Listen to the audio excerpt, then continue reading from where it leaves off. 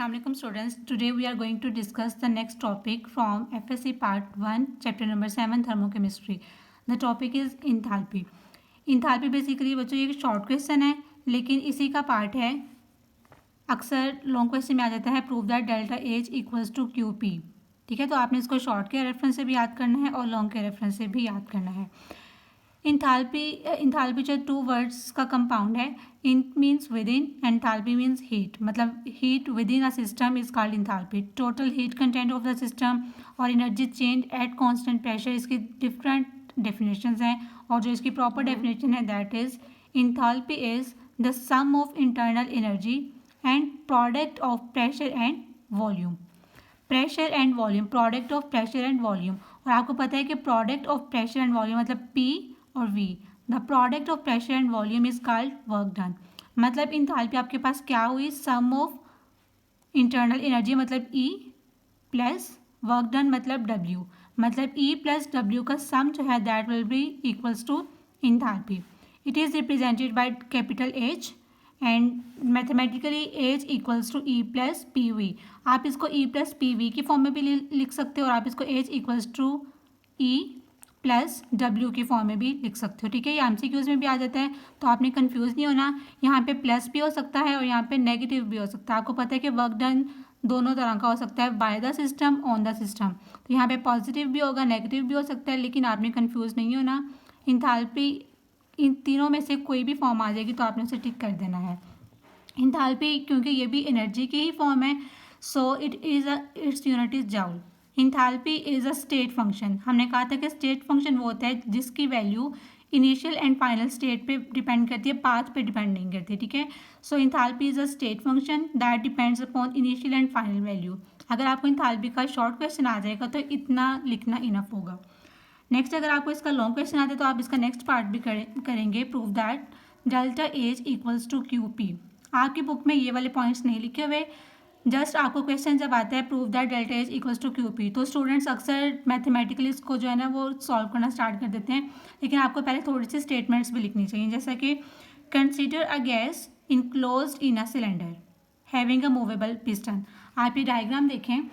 यहाँ पे आपके पास एक सिलेंडर है जिसके अंदर आपके पास कुछ गैस मॉलिक्यूल्स हैं. यहाँ पे इसका मूवेबल पिस्टन है. आप जब इसको हीट क्यों प्रोवाइड करते हो, इसे आप कहते हो हीट ऑफ रिएक्शन. जब आप इसको हीट प्रोवाइड करोगे गैस मॉलिक्यूल्स को तो मॉलिक्यूल्स की काइनेटिक एनर्जी इंक्रीज करेगी, मॉलिक्यूल्स की कोलिजन ज़्यादा होगी. कोलिजन्स की वजह से इसके अंदर इंटरनल एनर्जी में चेंज आएगा.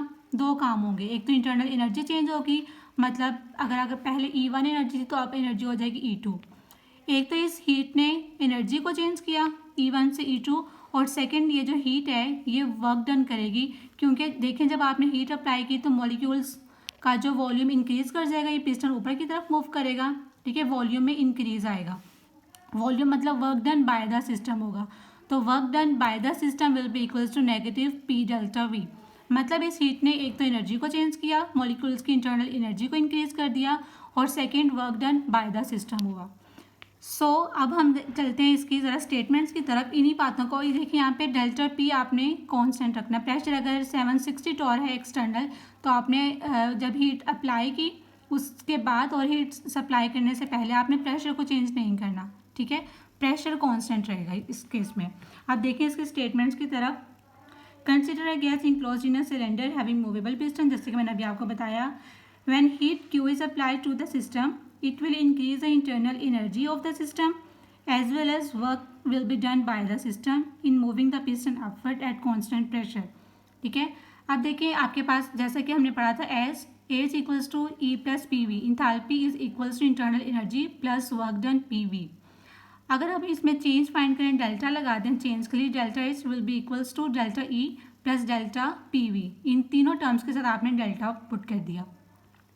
अब ये जो डेल्टा है ये जो है आप इसको पहले V सिंपल लिखेंगे, डेल्टा को एक दफ़ा P के साथ लिखेंगे और फिर एक दफ़ा डेल्टा को आप V के साथ लिखेंगे. ठीक है, डेल्टा को इन दोनों के साथ आप एक एक मरतबा लिखेंगे और एक एक टर्म सिंपल लिखेंगे.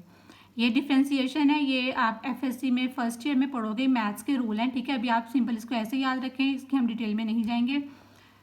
अब यहाँ पे देखें, हमने यहाँ पे बात की है कांस्टेंट प्रेशर की, मतलब delta P will be equals to zero. तो यहाँ पे जब डेल्टा पी जब आप यहाँ पे जीरो पुट करोगे तो ये सारी टर्म आपके पास जीरो के इक्वल हो जाएगी और पीछे हमारे पास क्या रह जाएगा, delta H will be equal to delta E plus P delta V के। ठीक है, अब next first law of thermodynamics में आपने पढ़ा था डेल्टा ई की वैल्यू। डेल्टा ई की वैल्यू हमने पिछले लेक्चर में देखी थी फर्स्ट लॉ ऑफ थर्मोडायनेमिक्स में, that was equal to Q minus P delta V, मतलब हीट एंड वर्क डन। क्योंकि यहाँ पे work done by the system है इसलिए हम यहाँ पे इसको नेगेटिव ले रहे हैं, ये पॉजिटिव भी हो सकता है। अब यहाँ पे ये जो आपने ई की वैल्यू फाइंड की थी आपने फर्स्ट लॉ ऑफ थर्मोडायनेमिक्स के अकॉर्डिंग, उसको आपने इस इक्वेशन में पुट करना है। ठीक है, तो डेल्टा एस हमारे पास इक्वल हो जाएगा, डेल्टा ए की जगह पे आपने Q minus P delta we की वैल्यू पुट की और नेक्स्ट पी डेल्टा वी को वैसे ही लिख दिया। अब ये नेगेटिव एंड पॉजिटिव वाली टर्म कैंसिल आउट हो जाएंगी और नेक्स्ट हमारे पास बचेगा delta H equals to Q P. अब यहाँ पे हम पी क्यों लिख रहे हैं, क्योंकि हम लोगों ने यहाँ पे प्रेशर को कांस्टेंट लिया है, मतलब जो total heat content of the system किसके इक्वल होगा, क्यू पी के, मतलब total heat of the reaction के इक्वल होगा heat content of the system, क्योंकि यहाँ पे हमने प्रेशर को कांस्टेंट रखा है। यहाँ तक अभी हमने जो मैंने आपको बताया सारा कुछ गैस के बारे में बताया। गैस मॉलिक्यूल्स ने जो है मॉलिक्यूल्स ने अपना वॉल्यूम चेंज किया, डेल्टा वी में चेंज आया। लेकिन अगर हमारे पास सिस्टम लिक्विड या सॉलिड हो, उस केस में क्या होगा, व्हेन सिस्टम इज लिक्विड और solid then by applying heat there is no significant change in volume. ठीक है, जो लिक्विड है सॉलिड है, जब आप उसको हीट प्रोवाइड करते हो तो आपको पता है कि उसमें सिग्निफिकेंट चेंज वॉल्यूम में नहीं आता। तो फिर उस केस में क्या होगा, देखिए आपके पास कोई लिक्विड है या सॉलिड है, पिस्टन चाहे आपका मूवेबल है, लेकिन जब आप हीट अप्लाई करते हो तो वॉल्यूम में चेंज तो नहीं आना, सो वर्क डन जीरो हो जाएगा। तो सारी की सारी जो हीट आप प्रोवाइड करोगे that will be use to increase the internal energy of the system only, सिर्फ इंटरनल एनर्जी चेंज होगी, वर्क डन जो है वो नहीं होगा सिस्टम से। सो डेल्टा एच हमारे पास था डेल्टा ई प्लस डब्ल्यू के इक्वल। ठीक है, जो हमने इसकी डेफिनेशन पढ़ी थी एंथैल्पी की। अब यहाँ पे हमारे पास क्योंकि सॉलिड है लिक्विड है, डेल्टा वी हमारे पास जीरो के इक्वल होगा, तो ये सारी टर्म मतलब पी डेल्टा वी जो है वो इक्वल्स टू जीरो हो जाएगी और आपके पास टोटल जो इंथैल्पी है that will be almost equal to delta E के।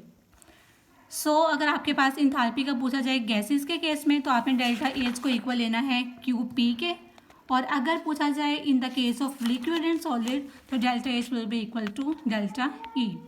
सो conclusion is that change in enthalpy is equal to heat of reaction at constant pressure, मतलब delta H equals to Q P, जो आपको question में demand की थी कि prove करें delta H equals to Q P.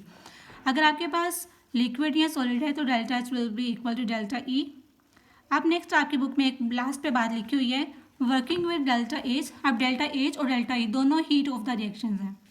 Difference इनमें क्या है कि डेल्टा एच होती है कॉन्स्टेंट प्रेशर पे और डेल्टा ई होती है कॉन्स्टेंट वॉल्यूम पे, दोनों हीट ऑफ द रिएक्शन है। Working with delta H is more convenient than working with delta E. ऐसा क्यों है, इसके साथ काम करना ईजी है, डेल्टा ई को फाइंड करना मुश्किल है। वो इसलिए कि देखें जब आप डेल्टा ई फाइंड करते हो तो आप जो है वॉल्यूम को कांस्टेंट रखते हो। ठीक है, जब आप कांस्टेंट को वॉल्यूम कांस्टेंट रखते हो मतलब आप हीट कर रहे हो सिस्टम को, लेकिन आप वॉल्यूम नहीं चेंज होने दे रहे, पिस्टन को मूव नहीं कर रहे।